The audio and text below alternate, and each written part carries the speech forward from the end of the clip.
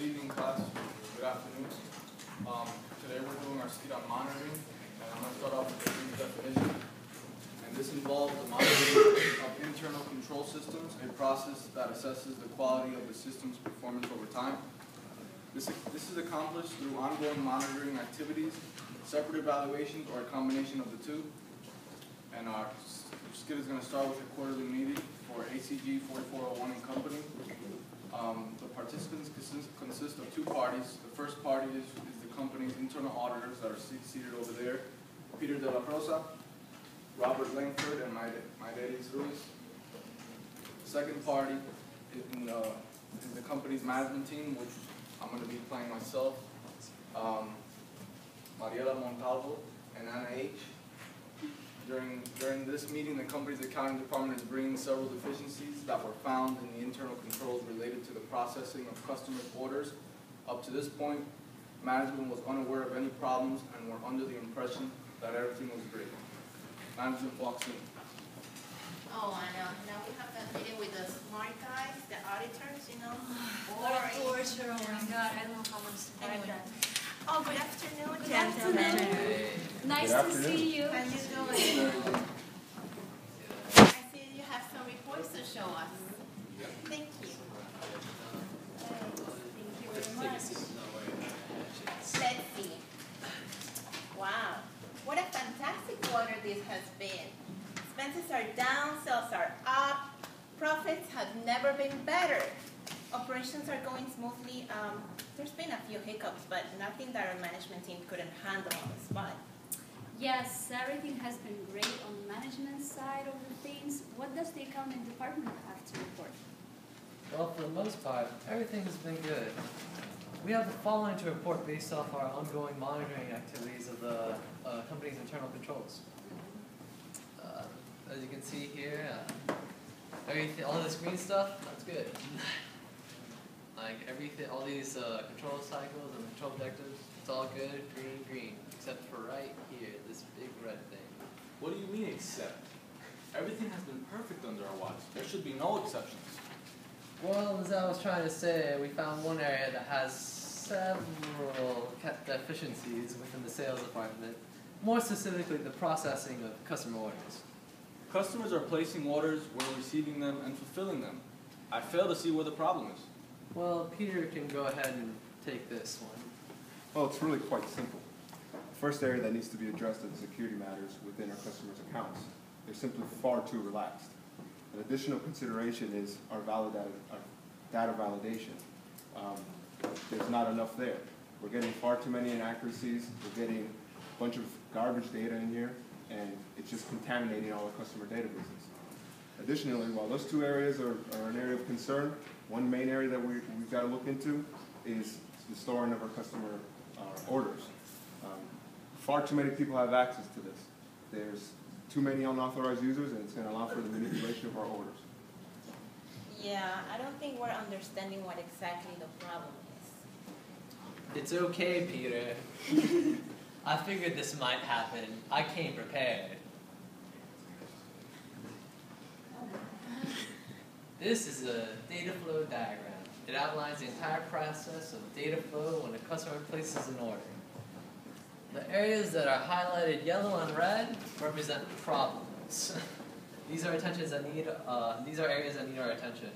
Once we've given those problem areas sufficient attention, they'll turn green and they'll no longer be a problem. And what are those green thingies? Don't worry about the green things. You don't need to concern yourself with those. Oh, okay. Oh, I get it. Green is good, yellow is not bad, or bad, and red is really bad. There's a little more to it, but yeah, sure. Alright, so we can all agree that red and yellow is a problem area. Red usually means bad. Yes, I agree. I don't like the color yellow, so I'm okay with getting rid of it. Okay, we all agree that these are problems, but why should we spend the time to fix them? You want to handle this, Peter?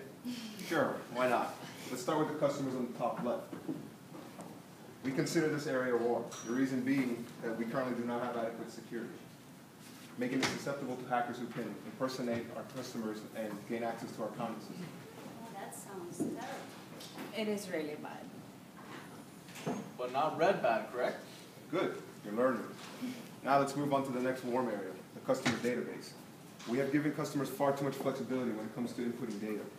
This is creating too many errors when it comes to simple entries such as dates, phone numbers, etc. Whoa, wait a minute. Giving customer flexibility is a good thing. Now you're telling us we have to remove that? Flexibility is a good thing, yes, but in this particular instance, that extra flexibility allows for unnecessary errors. So limiting what the customers can input in this case is a good thing. Oh, okay, that makes sense. And finally, we refer to what is known as a hotspot. This is the information for our orders where it's being stored. There are no controls whatsoever in this place. This allows for inappropriate changes. What do you mean by inappropriate changes? An example of an inappropriate change will be an unauthorized employee getting access to that data and making changes, let's say, on the sales price of their friend's order. Wait, that's considered inappropriate? I guess I should stop hooking up my buddies. Yeah, I think that would be best. Well, anyways, we're dealing with hackers, dirty data, and inappropriate changes. I'm starting to see why this stuff is important. So what do we have to do to fix these issues? Let's start with the yellow box labeled customers. Sure. Remember, as we said earlier, this area is vulnerable to hackers due to inadequate security measures. Right now, the only measure we have in place is a simple password. One solution could be a multi-level password. Multi-level password? Sounds like that will work. What exactly is it? Instead of just having a simple password, we can add another level of security if something out of the ordinary takes place. For example, if somebody logs into a customer's account and it doesn't match up with the area it was originally created, a second level can pop up, meaning that you can ask a personal question like, where were you born? So if that person can't answer that additional question, it'll keep the account secure. If I've been following this correctly, if we implement this multi-level password, the yellow square will become green. Yes, that is correct. Great, 1 down, 2 to go. This isn't so bad. Now let's get to customer data. Let's get the customer database green. How do we do that? Remember, we classified this area as warm because of the dirty data. So we have to make sure that the source of the data filters out inaccurate information. We call this data validation. And how do we implement this data validation? One suggestion would be drop-down menus. Currently, one of the more common errors that we're finding are within how customers are entering dates. They might spell out the month, abbreviate it, use its corresponding number, or simply misspell the word entirely. The same can be applied with the state and country. With the drop-down menus, we can eliminate all these inconsistencies by providing the correct spelling and format that we wish to use in our databases. Oh, I see now. Customers will be limited to the format we want to use in our databases, which will result in clean data. Yes, we can take it even a bit further and have input mask on the text boxes for the phone numbers as well by limiting the number of characters the customer can input to the standard 10 numbers. So we'll no longer have entries for phone numbers that exceed the 10-number limit, which do not exist. Another way we can help reduce errors and further clean our data is by using auto-entry. This will pull stored data for customers who have previously used our services and automatically complete the entries for them. They wouldn't be required to manually input all their information again, which is where most errors occur. Okay, drop-down menus, input mask, and what was the other one? Auto-entry. Oh yes, auto-entry. If we put these in, that will give us clean data? They won't prevent all errors, but it will substantially reduce them, resulting in much cleaner data. Well, was that enough to get us from yellow to green? Yes.